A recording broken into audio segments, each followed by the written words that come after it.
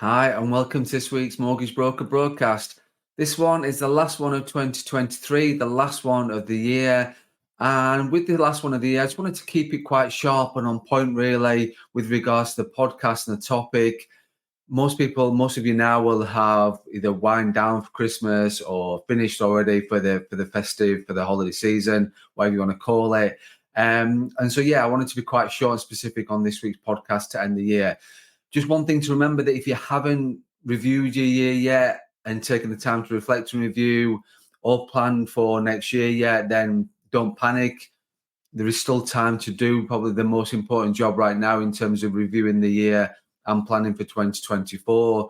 But what's important is not to panic and not rush your reviewing, your reflecting, and more importantly, not rushing your plans for 2024. So it's still important. You've still got time to do that. It's still important to do that. So over the past few weeks in December, we've sort of talked about reviewing for 2023. We've talked about numbers, which was last week.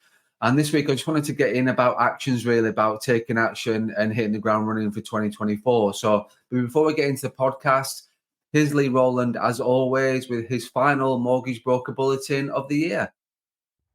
Thank you, Craig. Ho, ho, ho. Welcome to the 11th edition of the Mortgage Broker Bulletin. The base rate stayed the same at 5.25%. Swap rates are looking good. They're reducing. And some lenders have reduced some of their fixed rate products. So all in all, looking pretty promising. Now, you're all probably going to do a little bit of planning, a bit of forecasting over the Christmas period. But try to enjoy the time off with your families, recharge those batteries, and get at it for 2024. Thank you for all the support for the Mortgage Broker Bulletin over the last couple of months. Onwards, upwards and forwards, and I'll speak to you soon. Thanks for that, Leigh. And as I said, last podcast of the year, short one to end the year, because you will hopefully now you've either finished for Christmas break, or you're finishing soon. So the podcast is just a reminder, really, that it is so important to enjoy this time of year, enjoy the time off, enjoy the break as much as you possibly can, switching off from your emails, your to-do list, all those sort of things as much as you possibly can, and enjoy the Christmas, enjoy the break with your friends, with your family, whoever you're sharing it with. It's important to switch off as much as you can and enjoy the time. And I know that you will enjoy it far more, because I know I enjoy it far more when I finally turn my laptop off for the end of the year and for Christmas. I know what my week one looks like. I know what my January looks like. So I think it's just so important that you do that, because then you will enjoy your time off and enjoy your break so much more if you know what day one looks like. You're back on the 2nd of January or in between Christmas and New Year, whatever it looks like for you. When you're planning to be back and behind your desk, you know what that day looks like. You will enjoy your time off and your break if you know that you've got that structure in place to hit the ground running for 2024. So it is all about setting your clear actions to start the year. So whether you're looking at creating new habits or revisiting old habits, then it doesn't really matter about that, because I thought you've got my take on before about New Year's resolutions, which we'll pick up on the podcast starting of next year again. But it's just so important to hit and start the year with such impact. So you've reviewed 2023, you know what your numbers are for 2024. It's now is looking at how are you going to achieve those numbers? What are your daily actions? What are your weekly actions? What does your structure look like from your day, your week point of view? What does your month look like? How are you going to hold yourself accountable? How are you going to take responsibility for these clear actions? And if you've got clear actions, it is about being specific with your actions. It's about what I'm going to do X every Tuesday morning at 10 o'clock, or I'm going to do Y every single Wednesday, or I'm going to do this every single week. You've got to have clear, specific actions to make sure you have the maximize the impact on your business.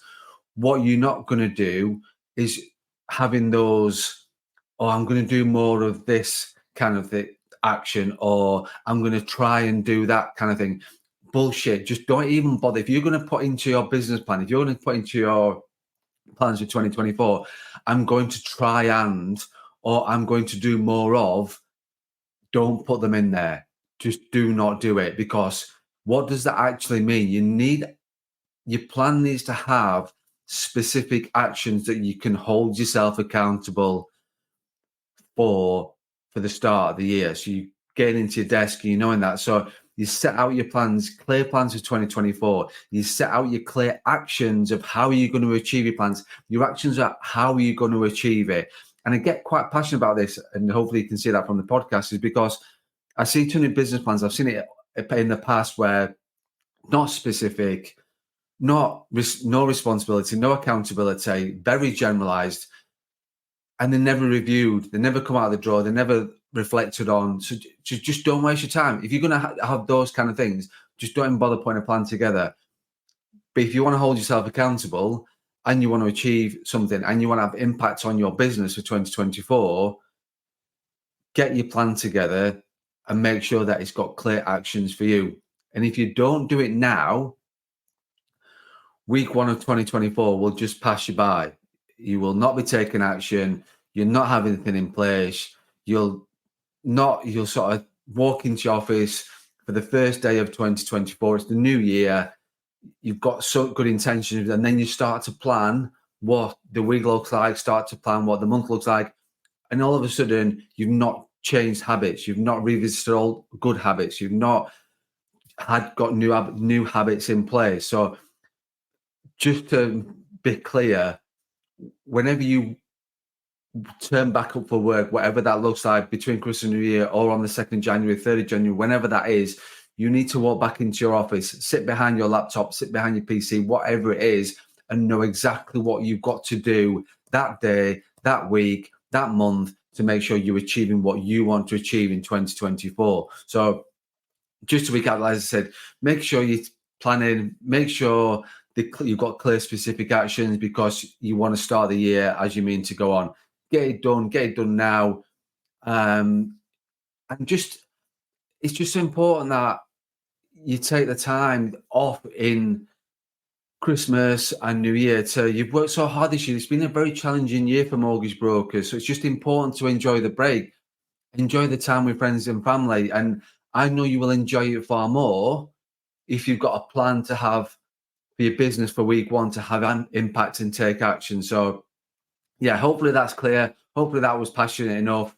Get those actions in place. Know what week 1 looks like. Know what day 1 looks like. Know what week 1 looks like. Know what the month looks like for January. So thank you for listening. Thank you for subscribing. As always, any thoughts, comments, feedback on the podcast, wherever you listen to it or watch it on, then please do that. Have a great Christmas. Have a great New Year.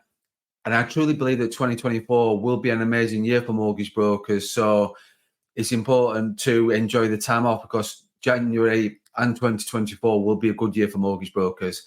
I'm convinced of that. So, yeah. And as always, don't forget to run your own race.